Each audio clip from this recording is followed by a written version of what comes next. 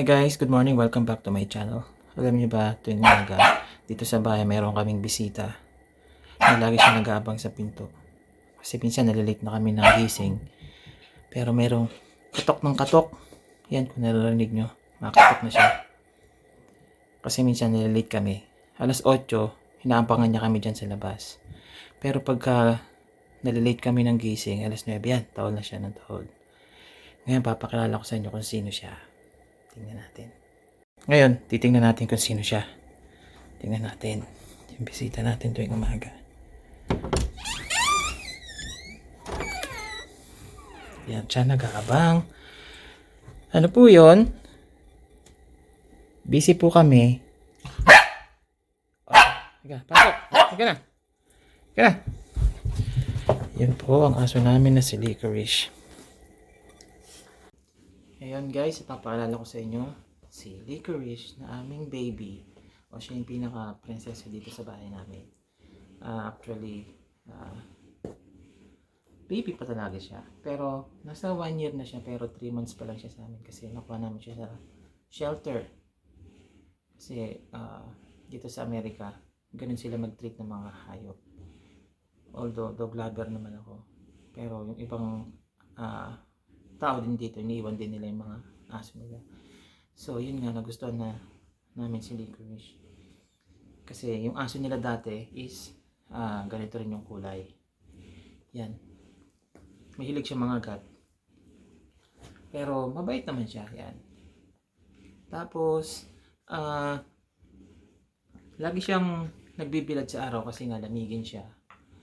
Tapos, tuwing umaga, yun nga, siya yung kumakatok sa kwarto namin.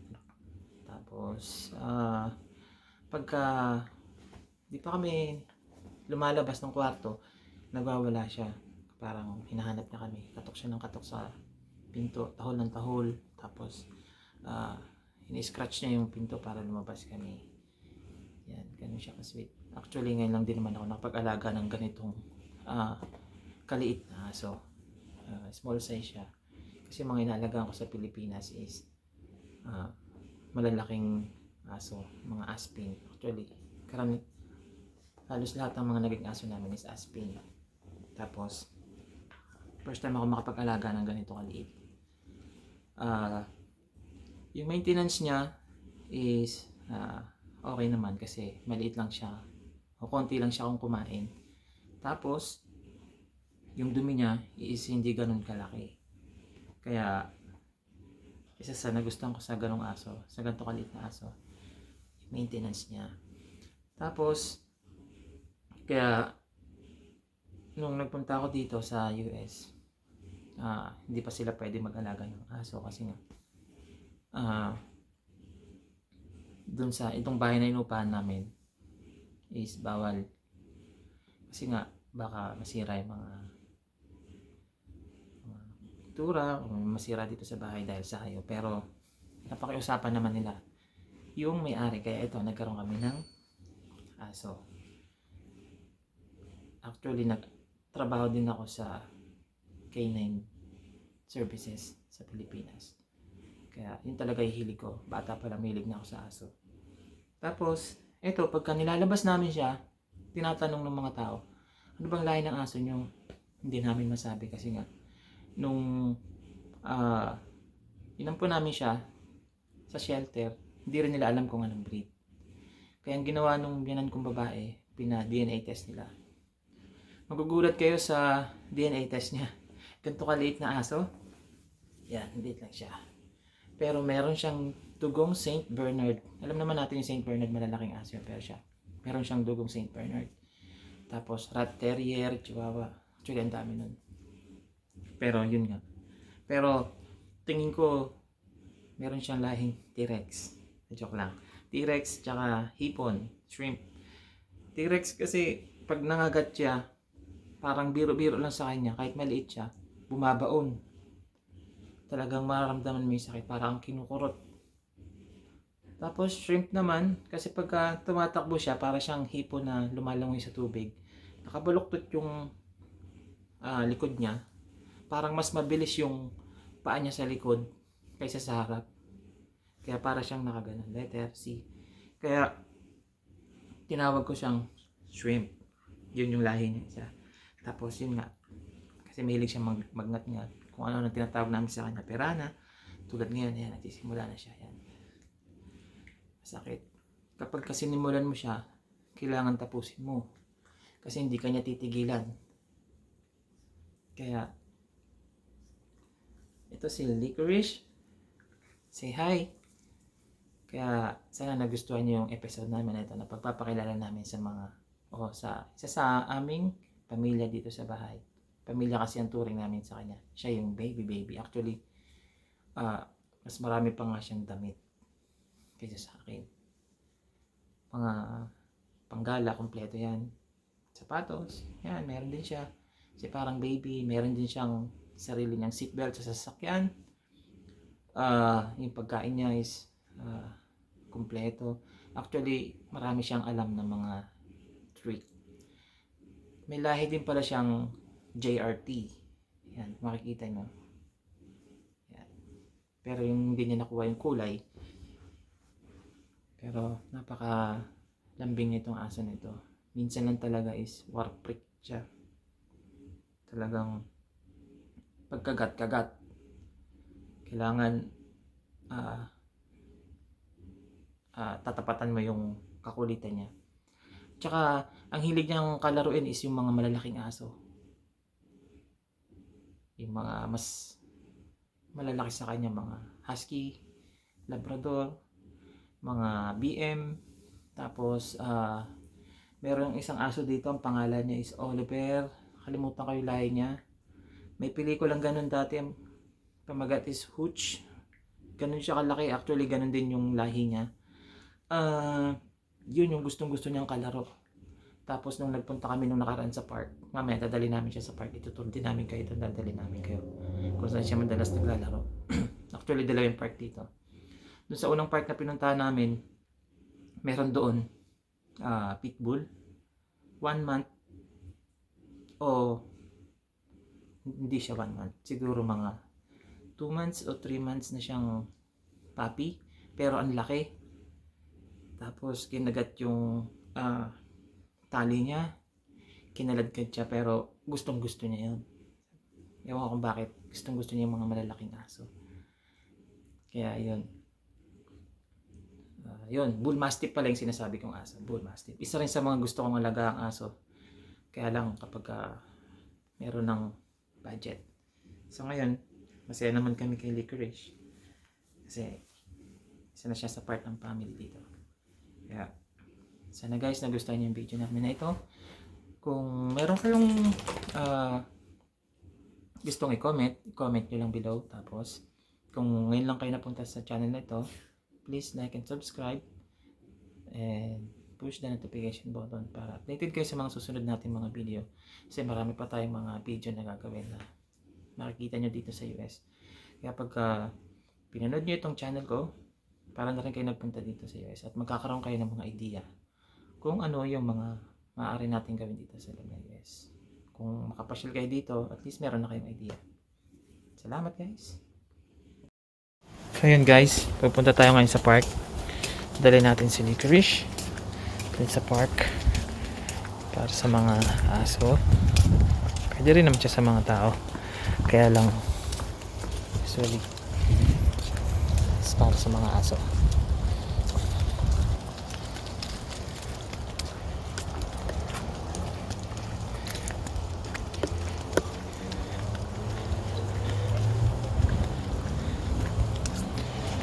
Siya nagmamadali. Akala niya makikita niya si Oliver. Wala naman doon.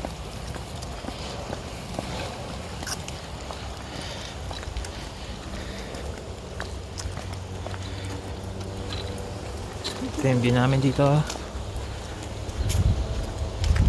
Ayan.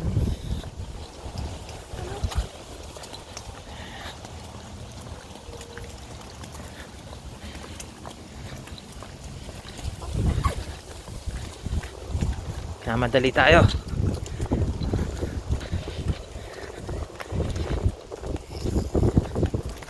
May magjawang naglalakad. Tingnan natin. Mabata pa to siguro. Mga nene pa to. Tsaka tutoy. Yan, tingnan natin. Mga bata pa nga. Sila bukay din. Siguro magkapatid. Hindi, magjowa to. Magjowa kayo? Ha? Oo daw. Oo daw. Pilipino pala yun. Yun, nandito na tayo sa park.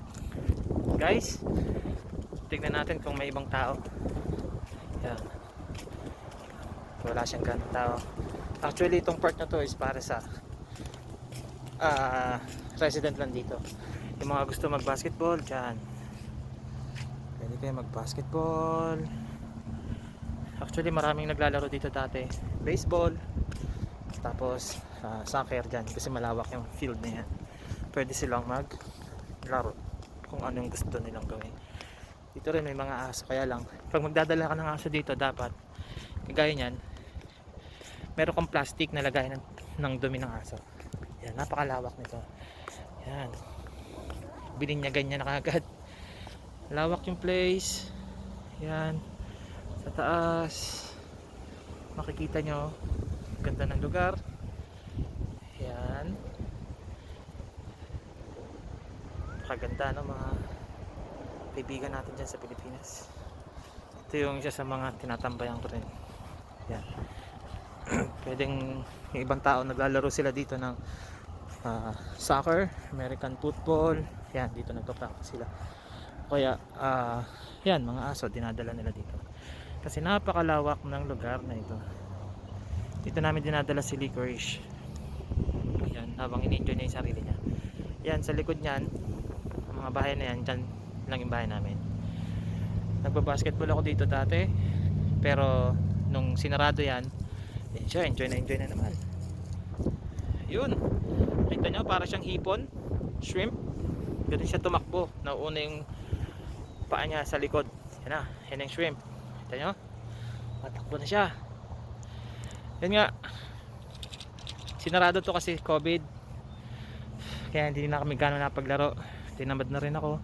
Pero yan ngayon, napalik na kami. Si Licorice. Enjoy na enjoy siya dito. Yan ang lugar namin. Si Hills. Yan.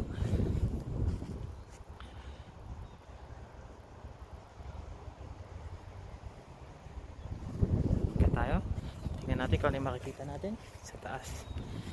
Actually hills lang naman siya, pero maganda rin yung view. Tapos highway siya. Yan. Papuntang San Jose. Yan. Yan, pag dinire-diretso nyo yung lugar na yan, papunta siyang Los Angeles pa south, ito pa north, papuntang San Jose,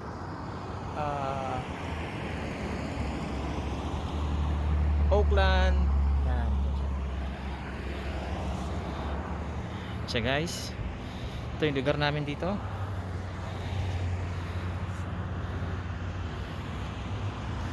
Tanging nakakapunta lang dito pwede is yung mga resident nila dito.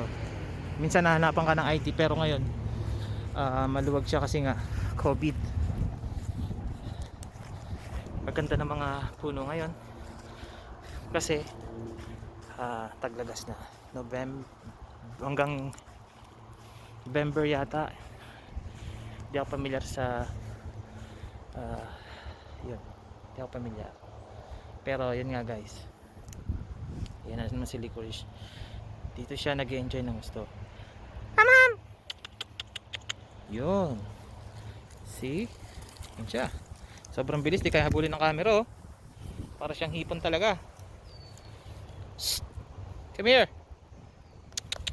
Ham! Yan ang pantawag namin sa kanya. Ham. Yan na, yung hipon. Di kaya habulin ng camera sa bilis. Nung nakarang araw, umuwi kami na maaga kasi nga meron dito ang agila na palipad-lipad. Teritoryo niya tong lugar na to. Natakot yung asawa ko kasi nga baka daw dagitin yung alaga namin. Yan. Kaya hanggang dito na lang guys. Sana na-enjoy nyo yung moment namin. Oh, meron pa mga parating na aso. Pwede niya makipaglaro. O pwede siya makipaglaro. kay Licorice. Zoom natin kung pwede silang maglaro. Hindi, ayaw ma-zoom. Pero tingin ko is pwede. Is mga Boston Terrier. Yan, tsaka tingnan natin kung mag-a-approach sila sa atin. May mga ganun kasi mga tao dito na ayaw nila makapaglaro yung aso nila sa ibang aso. Ang arte, papangit naman. Yan, pero tingnan natin. Sana makipaglaro. Ay, hindi. Gumawa lang ng plastic ng dumi. Mukhang ata ako yung isa. Pero Licorice hindi makakalapit sa atin. Sipain natin yung amo niyan. You wanna play with them? Ha? Ayan siya. Ayan siya. Tuwan-tuwa na naman. Yan. So, ito na talaga guys. Thank you sa inyong pagsubaybay sa aking channel. Marami pa tayong lugar na lilibutin dito sa Amerika. Kaya stay tuned lang kayo. At kung bago lang kayo sa aking channel, please like and subscribe and hit the notification bell para updated kayo sa mga susunod nating mga video. And guys, salamat!